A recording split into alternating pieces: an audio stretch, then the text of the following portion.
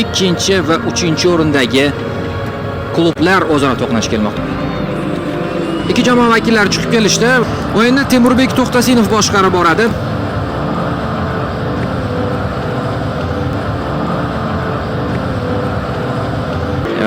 Maydon markazini kuchaytirdi. Shubhasiz natijalarda uning o'rni katta. To'xtasinovning xushlagi yangradi va men ham tarkiblardan o'qib eshitiraman do'stlar. Bugarin 1.95 adashmasam hozir bir necha santimetr adashayotgan bo'lishi mumkin. Salkam 2 metrli futbolchi, bo'ydor va yuqoridan kelayotgan to'plarda ustunligi bor. Ofsayd bo'lmasa, yaqqol golli vaziyat, birga bir chiqib ketish mumkin.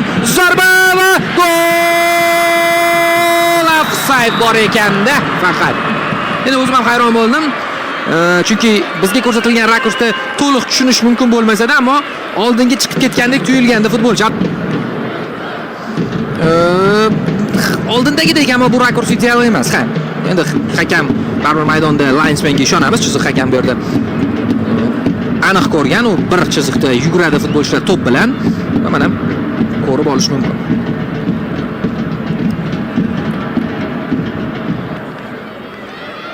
Hamrobekov endi esa Bunyodkor chapdan hujumni rivojlantirmoqda. Ajoyib uzatma. Trivella darvozabon chiqdi biroz. Go'yo xatodek. Ha, darvoza bo'sh, zarba. Himoyachilar Rahmonov qutqarmoqda. Aynan mana shu uchrashuv boshlanishidan avval shunday edi. Bu uchrashuvdan keyin vaziyat o'zgarishi mumkin albatta. Ko'ramiz, kuzatamiz. Bunyodkor hujumga o'tyapti. Yaxshi imkoniyat, zarba va super save. Javohir Ilyosov. Mana pastga, burchakka noqulay tarzda, kuchli tarzda yo'llangan. Ichkariga uzatma. Aynan o'sha futbolchilar tomon zarba va gol! Temurxo'ja Abduxoliqov gol muallifi. Baribir gol urdi Bunyodkor. 25 daqiqa uchun menimcha bu mantiqiy edi.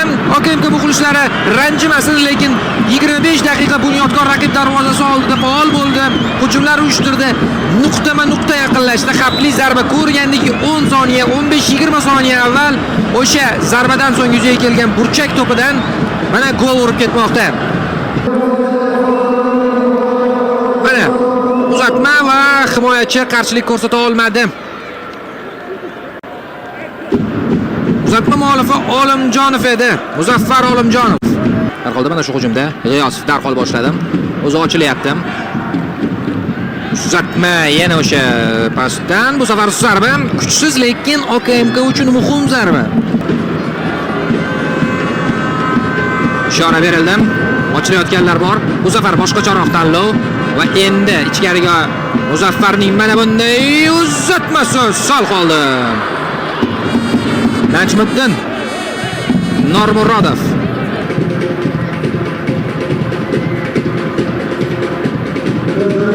Ravshan Haydarov hamda Timur Kapadze.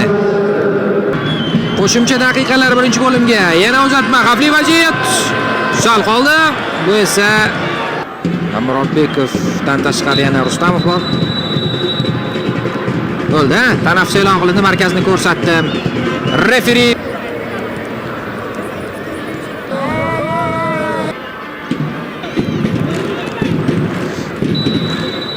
ikkinchi taym boshlandi do'stlar. Va keling tarkiblarni yodingizga solaman. Bunyodkordan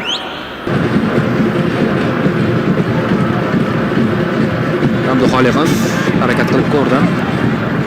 Bunyodkordan bir futbolchi maydonda, lekin OKMK to'xtamasa kerak. To'p ularda, chiroyli kombinatsiya. Abdurazzoqov.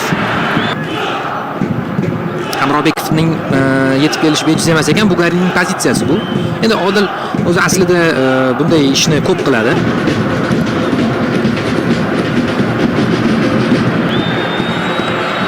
Ehtiyot bo'lish kerak va hozir mana bu yerda juda qulay ofsayd bor ekan.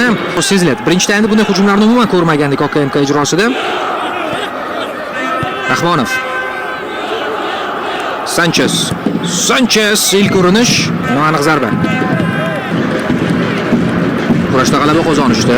Abduxoliqov g'alaba qozondi, Kachori keyin esa qanotga yetkazdi. Olimjonov Muzaffarni ham e'tirof etib qo'yish kerak. Chiroyli o'tib ketdi. Davom ettirmoqda hujumni. Qani bu safar klassik uzatma rikoshetdan so'ng sal xavfli ko'rinish oldi darvozabongacha. To'p noqulay tarzda bordi.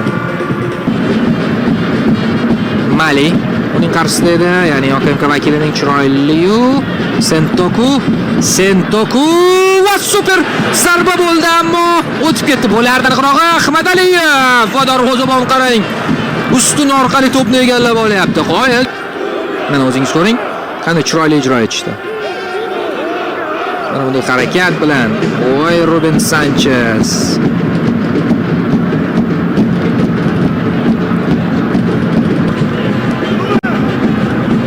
Sanchez o'ngga o'tkazdi hujum yo'nalishini. Ahmadaliyev aniq uzatma yo'g'iga sherigi davom ettirishi lozim. Ichkariga to'p yetkazilmoqda. Xavfli vaziyat zarba va Abdunabiyev qutqarmoqda. Boyagi vaziyatni takroran ko'ramiz. Mana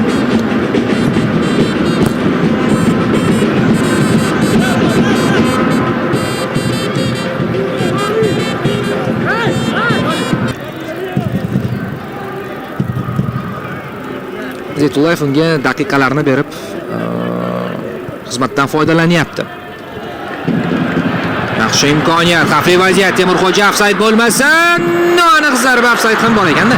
Bu uchinchisi shunday vaziyatlarning. Bittasida tasmasam golga aylangandi. Temurxo'ja o'yindan tashqari holatda qoldi. Ozgina oldinda ekan.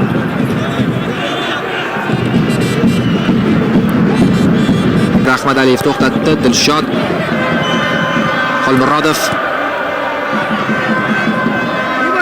Ruben Sanchez, Xolmurodov.